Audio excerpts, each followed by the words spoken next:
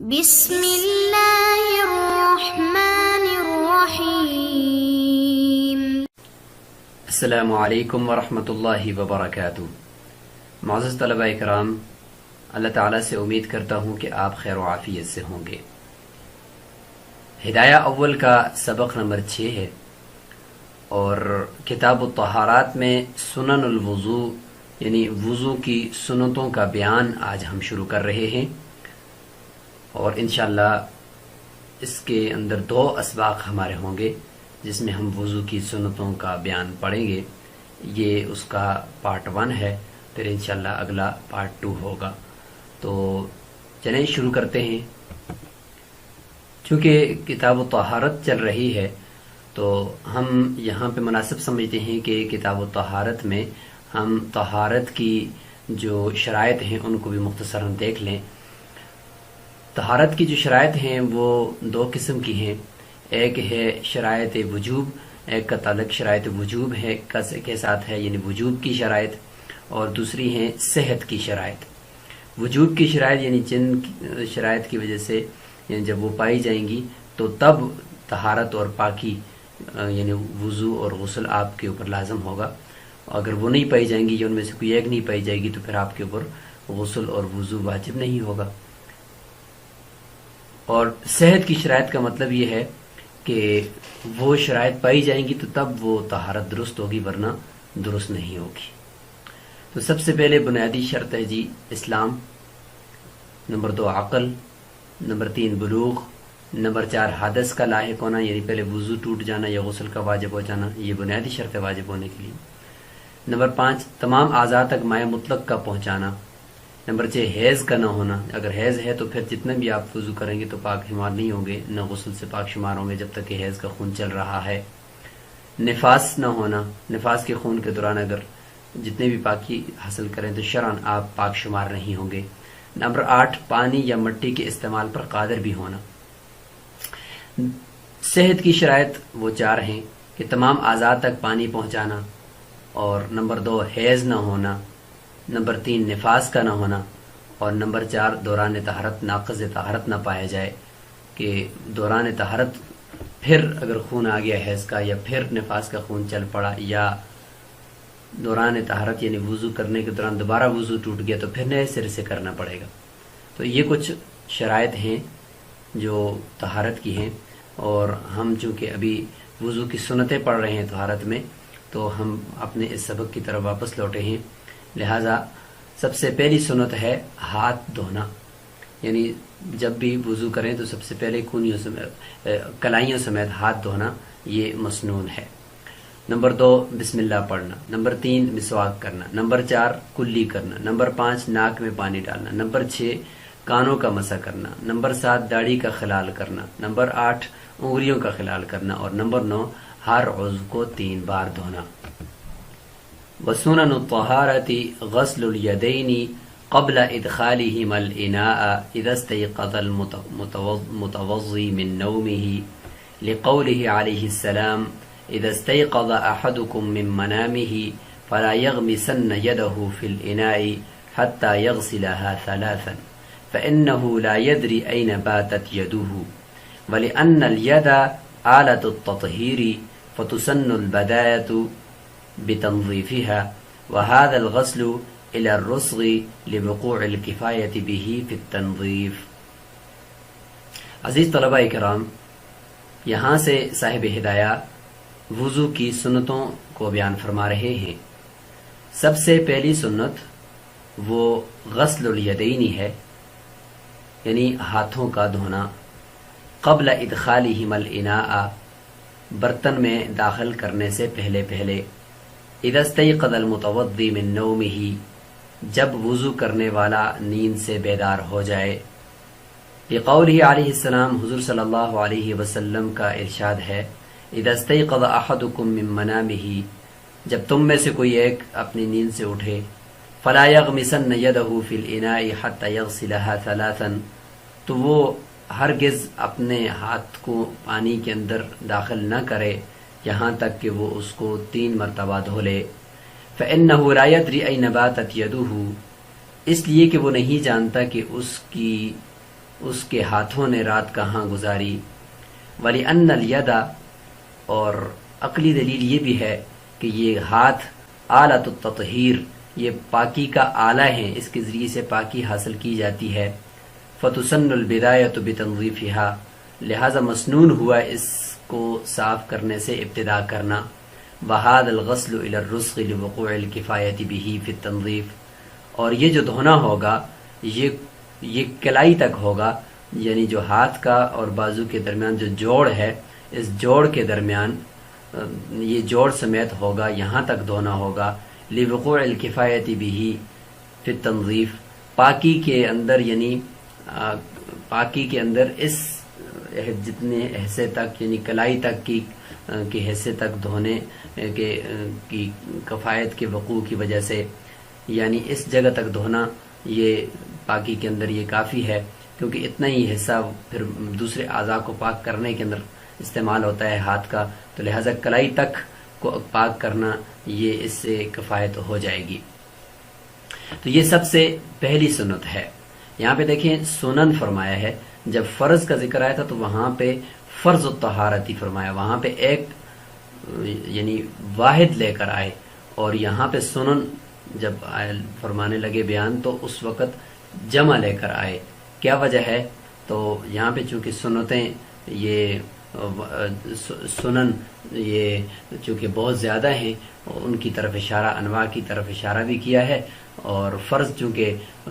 ایسا ہے کہ ان میں سے اگر کوئی ایک بھی چھوٹ گیا تو نفس وضو ہی نہیں ہوگا، اور سنتوں میں سے اگر کوئی ایک چھوٹ بھی گئی تو بہرحال وضو تو ہو جائے گا، ثواب نہیں ملے گا اس سنت کے ترک کرنے کی وجہ سے، اس لیے یہاں پہ جس کو جمع لے کر آگے۔ سنن الطہارتی غسل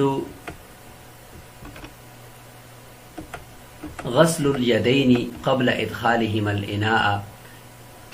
کہ جاگنے سے پہلے جب متوضی جاگے تو اس وقت وہ اپنے دونوں ہاتھوں کو پہلے دھوئے، پھر اس کو وضو کے لیے پانی کے اندر داخل کرے۔ اگر پانی کے اندر سے یعنی ہاتھ ڈال کر پانی نکالنا پڑ رہا ہے، کوئی اور برتن نہیں ہے نکالنے کے لیے، تو پھر بائیں ہاتھ کی 3 انگلیوں کے ساتھ صرف پانی کو ڈال کر دائیں ہاتھ کی انگلیوں کو پہلے دھوئے، پھر بائیں ہاتھ کی انگلیوں کو دھوئے، پھر اس کے بعد باقی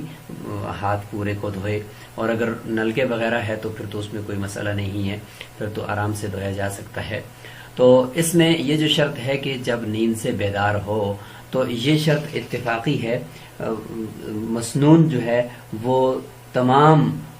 جتنا بھی وضو کی اقسام ہیں، یعنی جب بھی وضو کرے ان سب کے اندر پھر اس کے لیے یہ ہاتھوں کو دھونا یہ مسنون ہے۔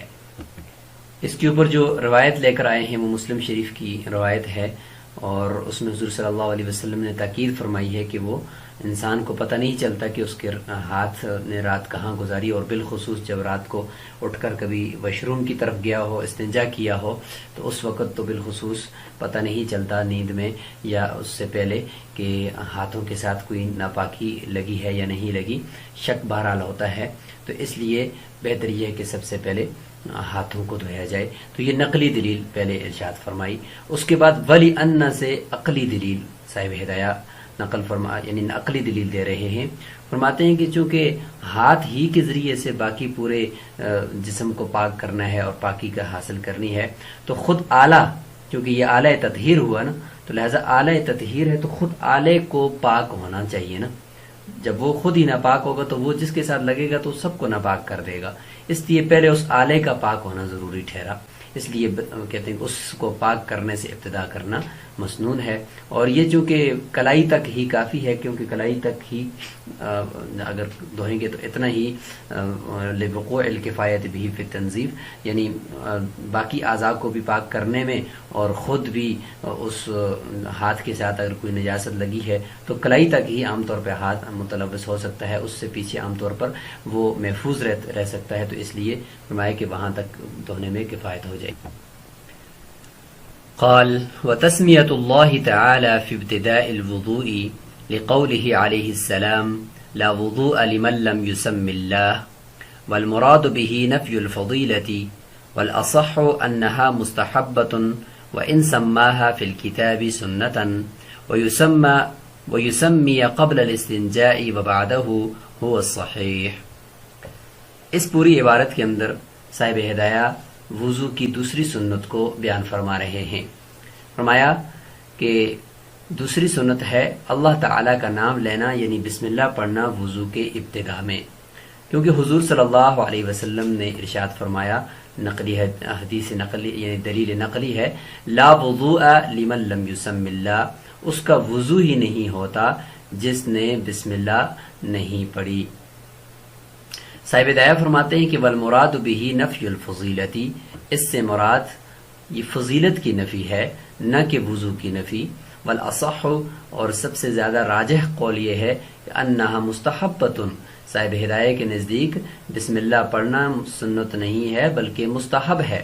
وَإِن سَمَّاهَا فِي الْكِتَابِ سُنَّةً، اگرچہ سما صاحب قدوری نے، امام قدوری کی طرف اشارہ ہے، انہوں نے فی الکتاب یعنی مختصر القدوری کے اندر اس کو مسنون قرار دیا ہے۔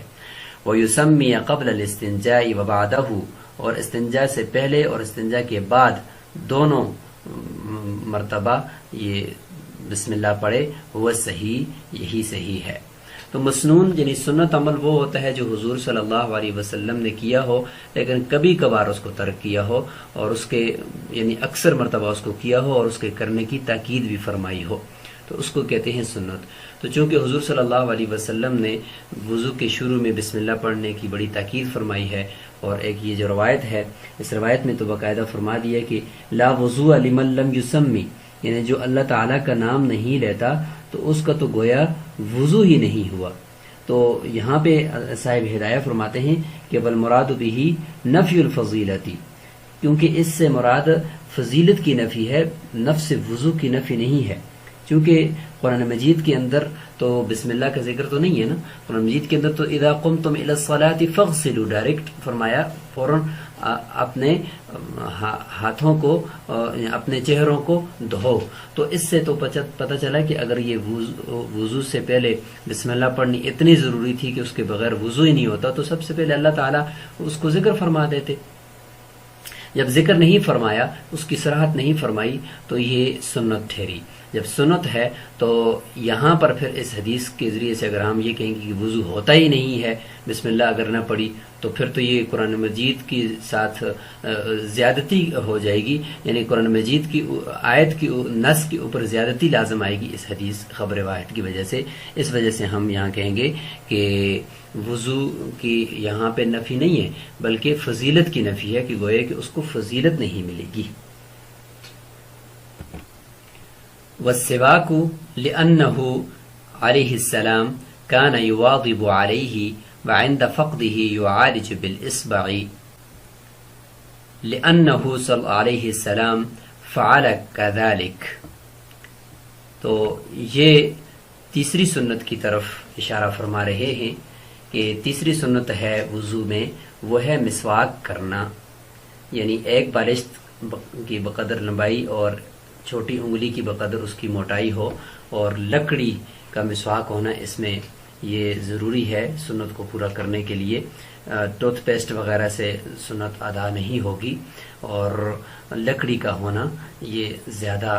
یعنی بہتر بھی ہے اور مسنون بھی ہے۔ والسواک اور مسواک کے بہت سارے فوائد بھی ہیں، 70 سے زائد فوائد لکھے ہیں حکماء نے، اور یعنی موت کے وقت کلمے کا نصیب ہونا، دانتوں کی صفائی، معدے کی صفائی، اور فرشتوں کے قرب کا باعث، اور اللہ تعالیٰ کی خوشنودی کا باعث۔ تو یہ بہت سارے فوائد اس کے یعنی جسمانی بھی اور روحانی بھی۔ فرماتے ہیں کہ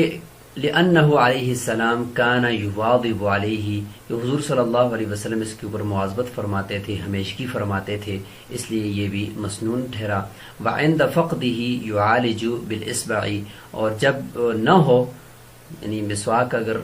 نہ ملے تو یا جیب میں نہ ہو تو اس سنت کو کے قائم مقام وہ انگلی بن سکتی ہے کہ یعالج بالإصبع، اپنی انگلی کے ذریعے سے دانتوں کے اوپر اپنی انگلی کو ملے، اور اس کے ذریعے سے مسواک کرنے کی ایک علامت بنائے، تو فرماتے ہیں کہ اس سے پھر سنت بھی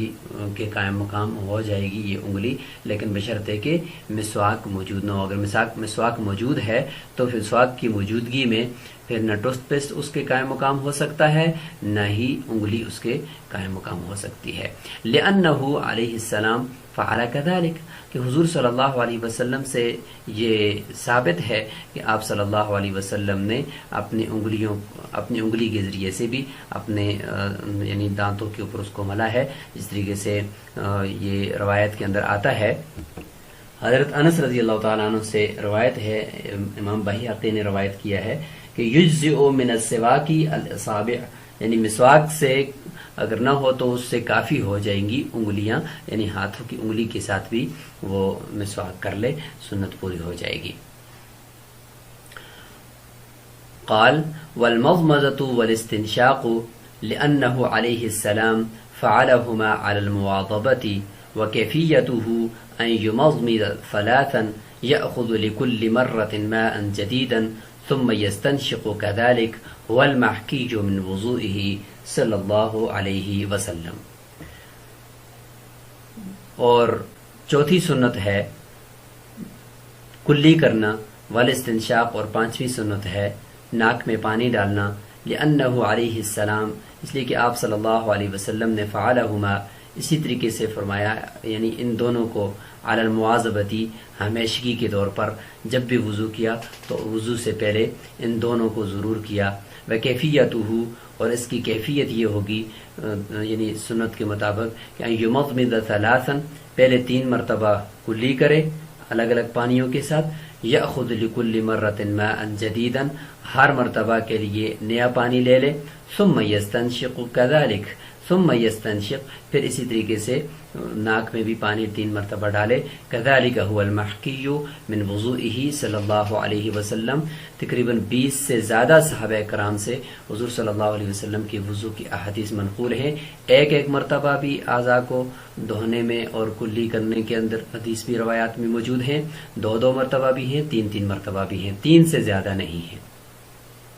تو یہ وضو کی چوتھی اور 5ویں سنت ہے جی، کلی کرنا اور ناک میں پانی ڈالنا، اور یہ حضور صلی اللہ علیہ وسلم نے اس پہ ہمیشگی فرمائی ہے، تو یہ سنت مؤکدہ ہوگی ایک طرح سے کہ یہ ترک نہیں کرنی وضو کے اندر۔ اور چونکہ پانی کو چیک کرنے میں اس کے ذائقے کو اور اس کے یعنی دیکھنے کو اور اس کے سونگنے کا اس میں بڑا دخل ہوتا ہے، تو یہ تینوں کام وہ ہے کہ وضو کے فرائض شروع کرنے سے پہلے اللہ تعالیٰ فرماتے ہیں کہ یہ ہو جائیں، تاکہ پتہ چل جائے کہ یہ پانی مائع مطلق ہے، پاک ہے، لہذا پھر اس کے بعد وضو کے فرائض یعنی چہرے کے دھونے کا سلسلہ شروع ہو جائے گا۔ تو اس لیے اس میں یہ بات ذرا غور فکر ہے کہ اس کا یہ جو طریقہ ہے، یہ طریقہ احناف کے نزدیک ہے کہ 3 مرتبہ الگ الگ پانیوں سے وہ کلی کرنی ہوگی، اور 3 مرتبہ الگ جو ہے وہ ناک میں پانی ڈالنا ہوگا۔ اس کے اندر دوسرے جو ائمہ ہیں جیسے کہ امام شافعی رحمہ اللہ، ان کے نزدیک یہ ہے کہ وہ ایک ہی یعنی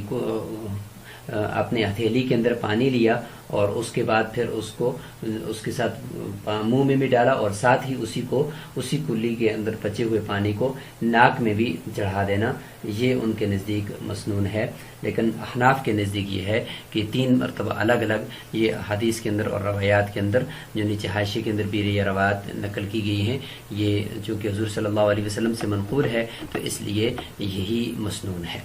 تو عزیز طلبہ اکرام، آج کے سبق کو ہم یہیں پہ روکیں گے، انشاءاللہ اگلا ہمارا سبق بھی وہ وضو کی سنتوں کے لیے ہوگا، اور انشاءاللہ باقی جو 4 سنتیں رہتی ہیں ان کو ہم انشاءاللہ اگلے سبق کے اندر مکمل کریں گے۔ تو آج کی جو وضو کی سنتیں ہیں ان سے متعلق آپ نے کمنٹ باکس کے اندر ضرور لکھنا ہے کہ آج جو سنتیں ہم نے پڑھی ہیں وہ کون کون سی ہیں۔ السلام علیکم ورحمۃ اللہ وبرکاتہ۔